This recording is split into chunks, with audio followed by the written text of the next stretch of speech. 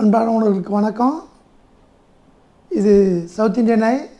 நான் உங்கள் கண்ணன். இது வரைக்கும் உலகம் உருவாச்சு எப்படின்னு பார்த்தோம். உயிர்கள் எப்படி உருவாச்சு, உயிர்களுடைய பரிமாணங்கள் எப்படின்னு பார்த்தோம்.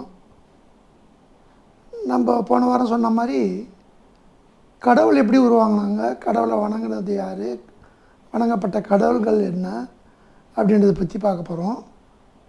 இந்த வீடியோ கொஞ்சம் இன்ட்ரெஸ்டாக தான் இருக்கும்.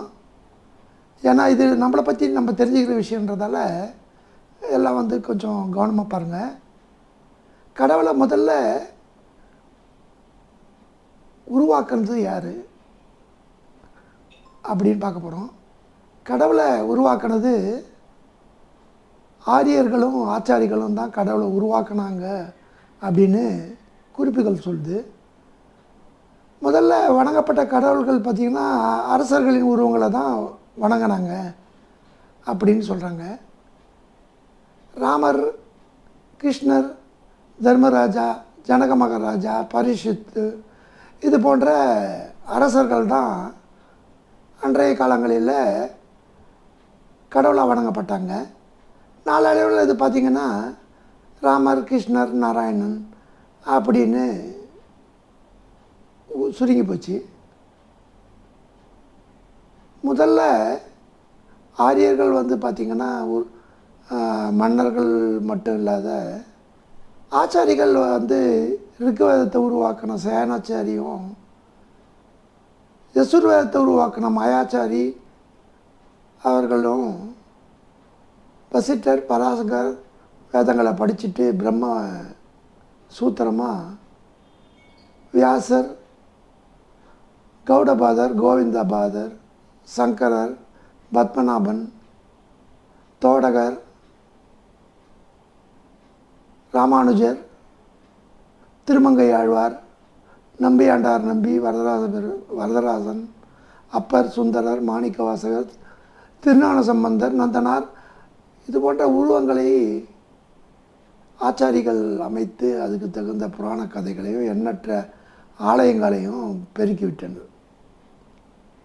அதே மாதிரி வடநாட்டில் ராமர், கிருஷ்ணர் கோயிலுக்கு முன்னாடி கோயில்கள் இருந்ததா தெரியல. தென்னாட்டிலும் திருஞான சம்பந்தர் காலத்துக்கு முன்னால் கோயில்கள் இருந்ததா குறிப்புகள் இல்லை. வேதத்தை அறிந்த ஆண்கள் ஒருவருக்கு ஒருவர் வேதம் உபதேசங்களை சொல்லி கொண்டு வந்தார்கள். பிரம்மகுல ஆண்கள் தான் மேல்கதியை அடைய வேண்டும் என்று வேதத்தை உணர்ந்தவர்கள் தான் நம்பர் 1 என்றும், அதற்கு அடுத்தபடியாக வந்தவர்கள் அரசர்கள் என்றும், அதுக்கப்புறமா வைசியர்கள் என்றும், கடைசியாக சூத்தர்கள்னும், அது இது போல் வடநாட்டில் 4 வகுப்புகள் இருந்தது. இந்த மேற்படி வகுப்பார்கள்லாம் ஒன்றா சேர்ந்து, அதாவது தென்னாட்டிலையும்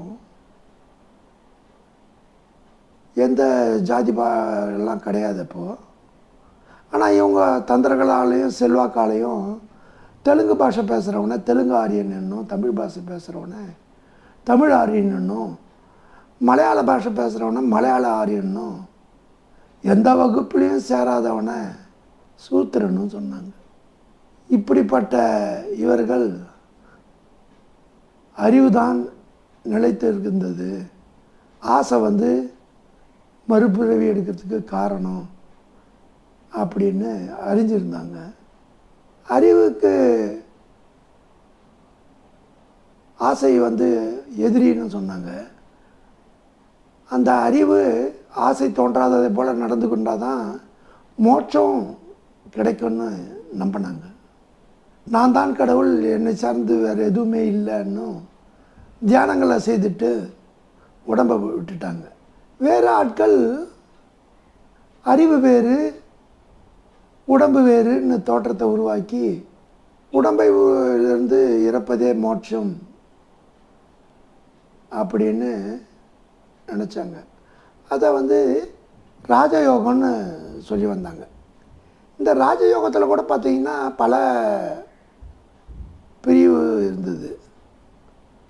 இது மாதிரி ஆதிக்கம்தான் கடைசி வரைக்கும் இருந்தது.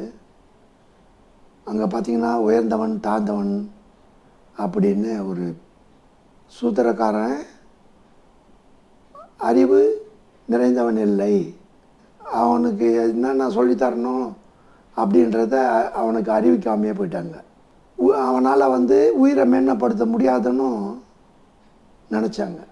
கடவுள் யார் என்ற அறிவு எல்லார்கிட்டையும் இருக்குது. அது பார்த்திங்கன்னா அவங்கவுங்க தன்மைக்கு தகுந்தாமல் மாறுபட்டு இருக்கும். அறியாமையே அறிவு வென்றுடும். அறியாமை அருள் இல்லாருக்கு மேன்மை இல்லை என்று கூறுவது இருளை சூரியன் நீக்குவது போல அறியாமையை அறிவுதான் நீக்கும். அந்த அறிவை அருளையும் அழிக்கிறது யாருங்க? கடவுள் தான். அவன் சிவனாகவும் இருக்கலாம், இயேசுவாகவும் இருக்கலாம், இல்லை அல்லாவும் இருக்கலாம். ஆனால் எல்லாருக்கும் அருள் புரிகிற கடவுள், எல்லாருக்கும் பூர்ண அருள் கண்டிப்பாக கிடைக்கும். மதன்றதை விட்டுட்டு மனிதன்தான் சிறந்தவன் அப்படின்னு யார் ஒருத்தர் நினைக்கிறாங்களோ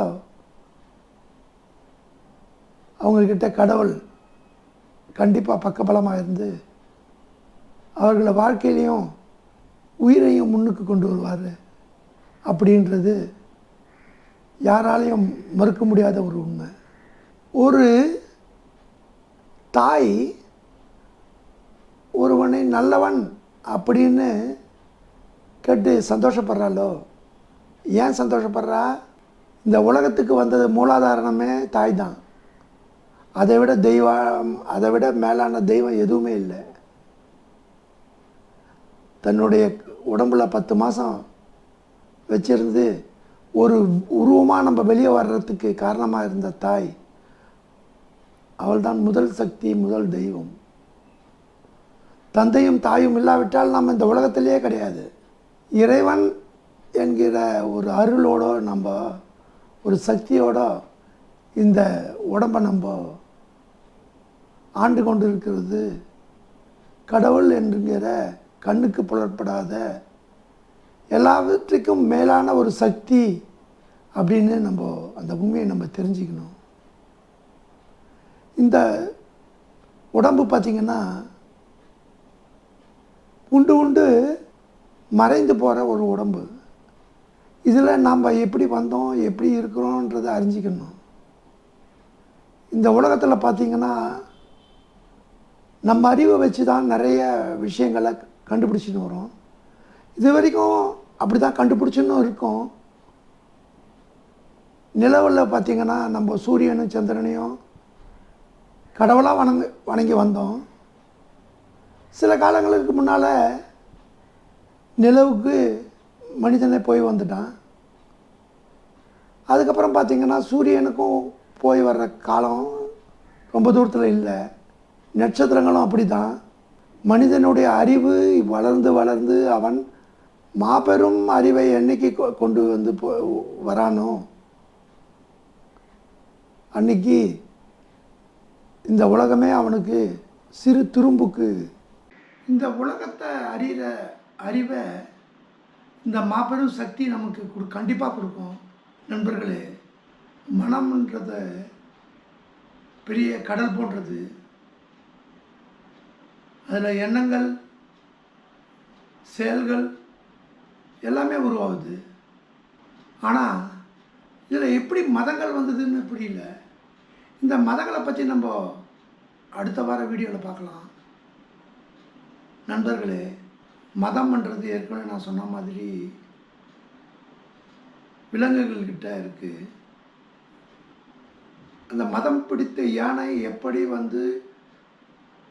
ஊரையும் தன்னையும் அழித்து கொள்கிறதோ அதுபோல் மனிதனுக்கு மதம் என்கிற நோய்தான் அவனுடைய வளர்ச்சிக்கும் அவனுடைய முன்னேற்றத்துக்கும் தடையாக இருக்கிறது அப்படின்றத வரும் வாரங்களில் பார்க்கலாம். கவனமாக இருங்கள் அன்புள்ளங்களே. உங்கள் வாழ்க்கை உங்கள் கையில். நன்றி, வணக்கம்.